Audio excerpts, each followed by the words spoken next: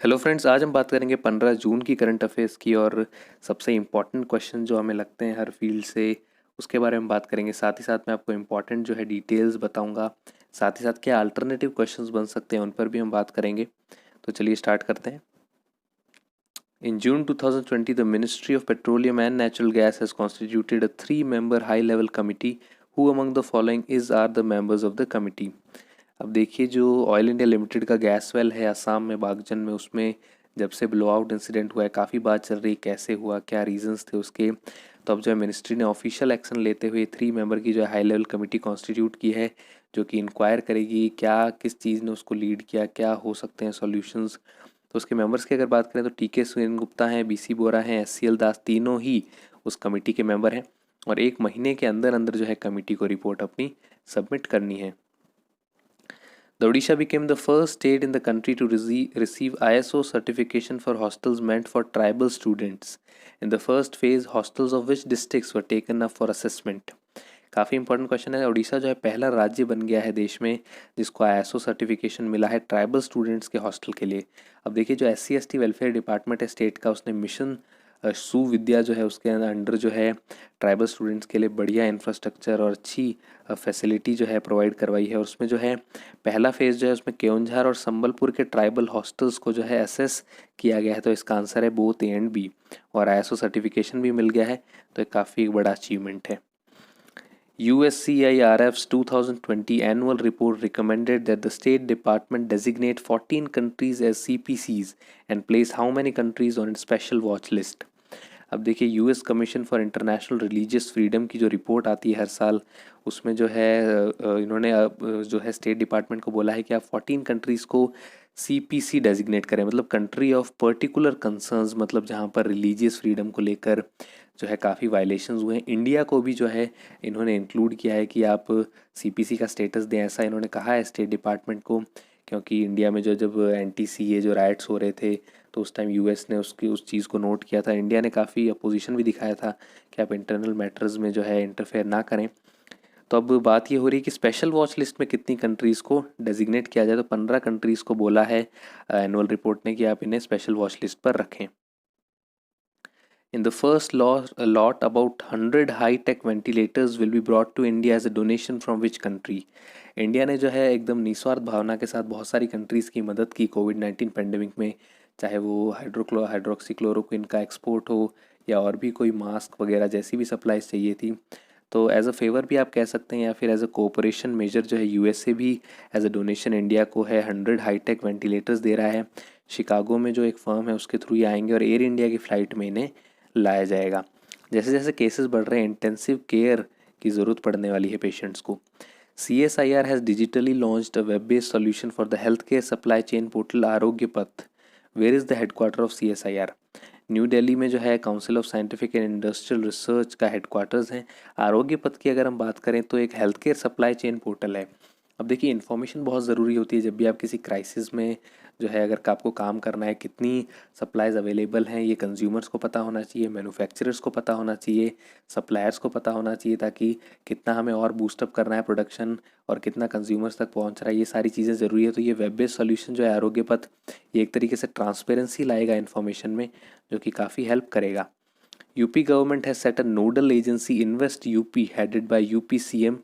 UP plans to clear investment related proposals in how many days? 15 दिन से ज़्यादा जो है समय नहीं लगना चाहिए इन्वेस्टमेंट प्रपोजल्स को क्लियर करने में। और यूपी जो है लगभग देखा जाए देश में तो पहला स्टेट है जिसने अलग से जो है इन्वेस्टमेंट के लिए नोडल एजेंसी सेटअप की है। और क्योंकि अब जो है कोरोना वायरस के टाइम पर चाइना से जो फर्म्स मूव आउट करेंगी, जो इन्वेस्ट करना चाहेंगी इंडिया में, उनका मतलब जो एक पेपर वर्क वाली चीज़ में नहीं फंसना चाहिए। तो इसीलिए अलग से एजेंसी है कि उस प्रोसेस को स्ट्रीमलाइन किया जा सके, कि जल्दी से फास्ट अप्रूवल्स दिए जाएँ। Who has been reappointed as the executive director of the HDFC Bank in June 2020? 3 साल के लिए अपॉइंट हो जाएंगे अगर एनुअल जनरल मीटिंग में जो है HDFC के शेयर होल्डर्स इसे अप्रूवल दे देते हैं।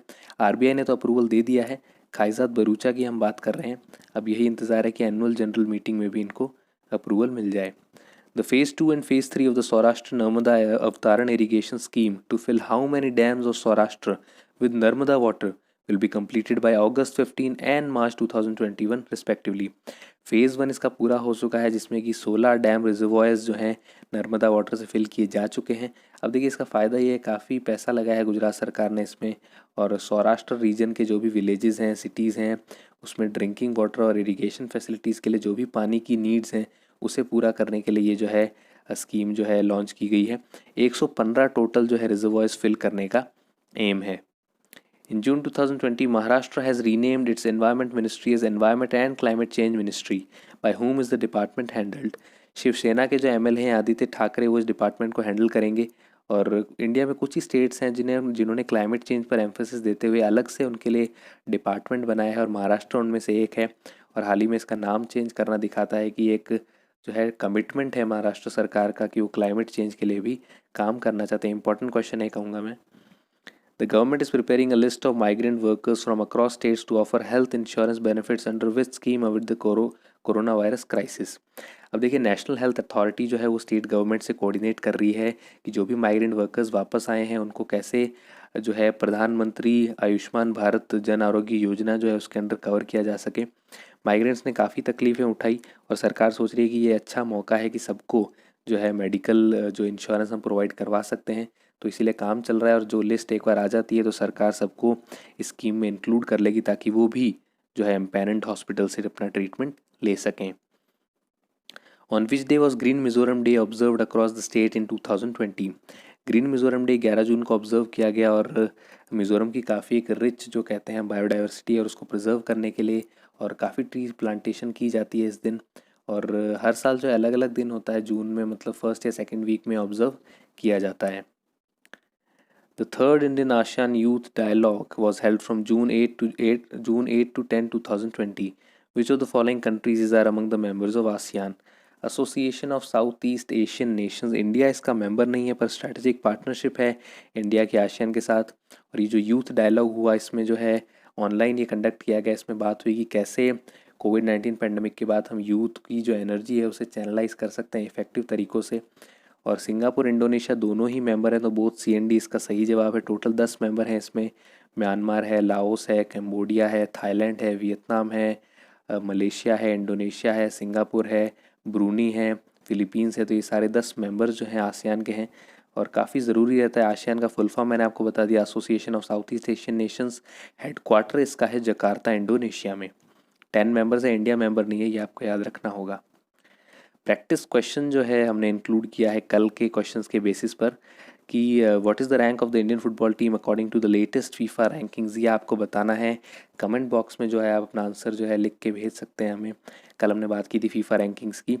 और आप ये भी बता सकते हैं कि टॉप पे कौन सी टीम थी। तो ये 2 चीज़ें आप ज़रूर आंसर में लिखिएगा। तो उम्मीद करता हूँ आपको वीडियो पसंद आया होगा। लाइक कीजिए, शेयर कीजिए, सब्सक्राइब कीजिए चैनल को। और भी हमने वीडियोस अपलोड किया। एनडीए के प्रीवियस ईयर सॉल्यूशंस हैं, जो भी एस्पिरेंट्स हैं जो प्रिपेयर कर रहे हैं वो देख सकते हैं वो। और साथ ही साथ और भी आप सजेशन हमें दे सकते हैं हम किस टॉपिक पर वीडियो बना सकते हैं। Thank you.